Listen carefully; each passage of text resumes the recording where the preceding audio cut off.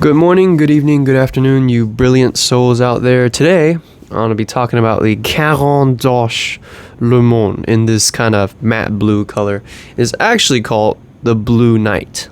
First of all, no box. I'll have a picture of the box on the screen. Again, it's nothing crazy.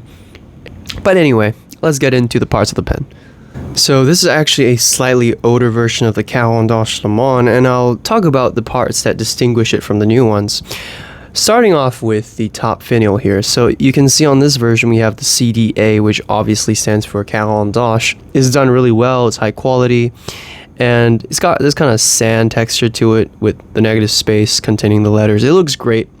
However, on the new one, it's just a simple hexagon, and it really is up to your personal preference which one you like more. I dig this a lot more than the new ones.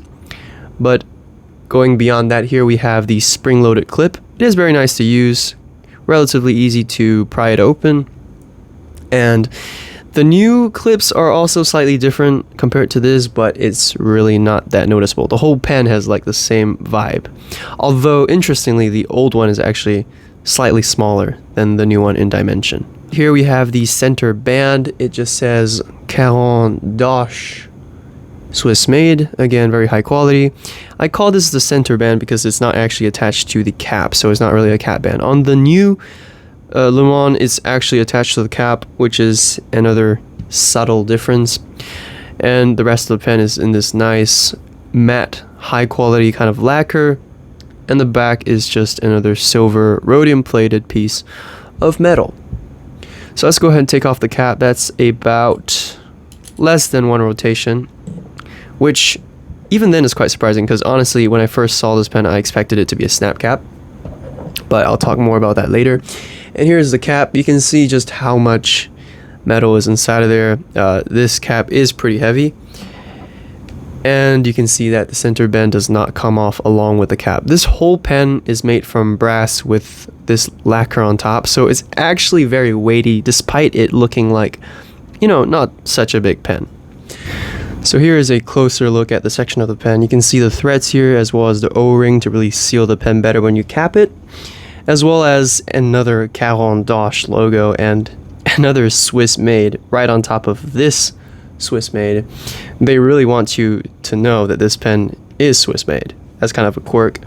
And we can take off the pen barrel itself here. You can hear that kind of pretty horrible sound, and I believe that's a result of metal on metal threads, either that or the O-ring, but regardless, it's not such a good sound. But anyways, with the pen barrel off, we can take a look at the interior of the pen, I guess, and it is a cartridge converter pen, unfortunately. And you can see another O-ring here, but this pen is definitely not able to be eyedropper converted because of the fact that it is metal on the inside. But either ways, this cartridge converter is actually a twist-in cartridge converter, which is kind of neat, and it sits very, very deep inside of the pen, and it's very secure inside of the pen. So honestly, no real complaints there, besides the fact that it kind of decreases the ink capacity. Here's a closer look at the nib. I think this nib looks absolutely wonderful. It's really, really one of the most glorious nibs I have in my collection. It's very simple, but I think it looks very elegant. You can see those contours with the way the ink kind of just catches inside of it, and the way they all point towards the tipping of the nib. It looks great.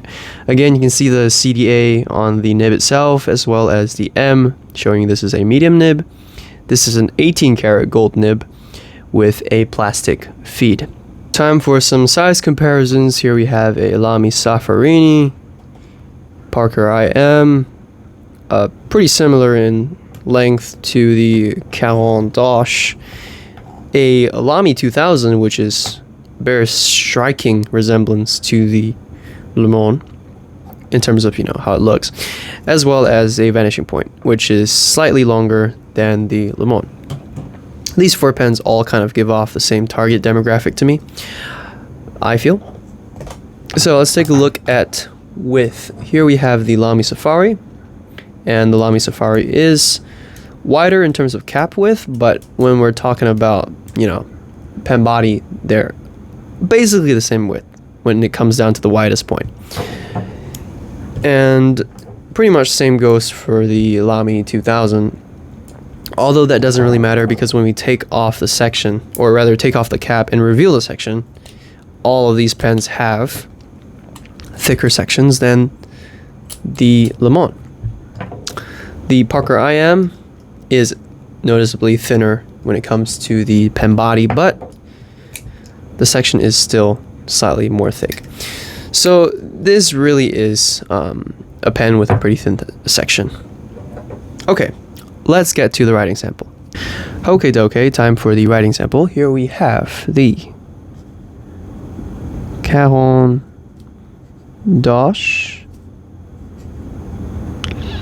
Leman. This is a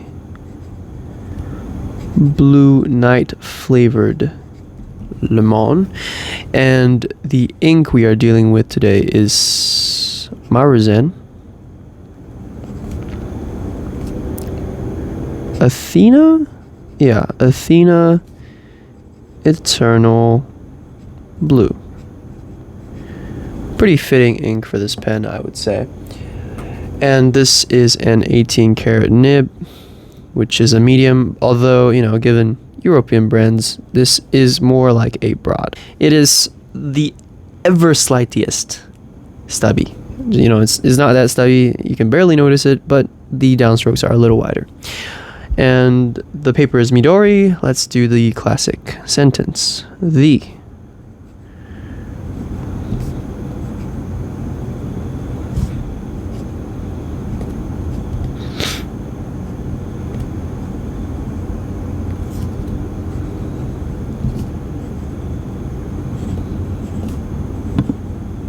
brilliant writer, so smooth. That was not a skip, kind of just lifted the pen off the page.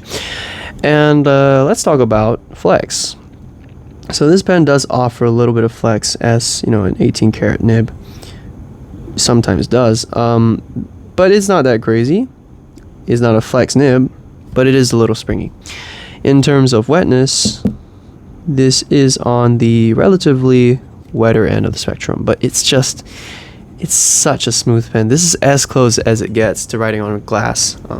This is definitely smoother than the M800, no questions asked. In terms of fast writing, no problems either. This feed keeps up extremely well. I don't know what I was doing for the last two ones. But anyway, that is it for the writing sample. Very smooth writer. I love how this pen writes, and that's what really matters for a pen, don't you think? Okay, let's get on to the thoughts and opinions. So what do I like, what do I not like about this pen? Well, first of all, this pen is a brilliant writer. It is the smoothest pen I have in my collection, smoother than my M1000, my 823 Custom Urushi, no questions asked. I also find it to be a really beautiful and elegant pen. Just the curves on the pen, the colors, the simplicity of it, I really find it to be a very understated, very elegant kind of writing instrument. Also, I think that it is really high quality. I mean, the pen is very weighty. You can really tell the tolerances are low, especially at the clip here. You know, the seams are quite tight. The fit is quite tight. And you can really tell they put in a lot of effort into making this pen, especially when you look at the top finial and look at the, you know, lasering work and all the center bends. Everything fits together nicely. It's made well. It also accepts international cartridges and converters, which should be the norm at this point, but, you know, a lot of companies don't do that. So that's kind of what I like about the pen. In terms of what's the stuff I don't like, first of all, it's not a snap cap. That's not such a big deal, but I feel like for this pen, a snap cap would have suited it better. I don't know, it's just me. Also, it is a rather heavy pen, especially in the hand. I didn't demonstrate this just now, but you can post the pen, sort of. It's a pretty deep post, but when you do that, it is extremely back-weighted. And either ways, I'm not sure about lacquer on lacquer posting.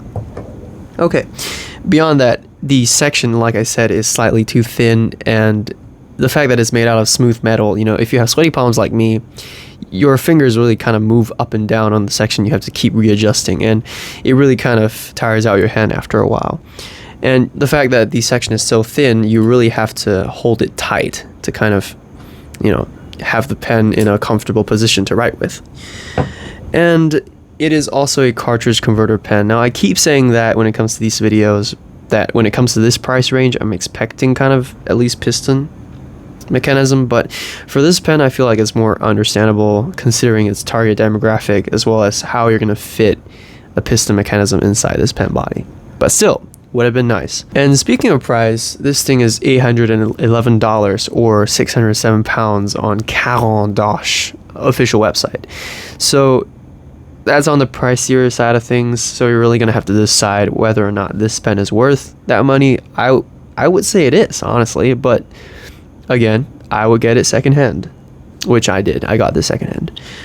So that's really all I have to say about the pen. Hope this helped in some kind of way, and peace.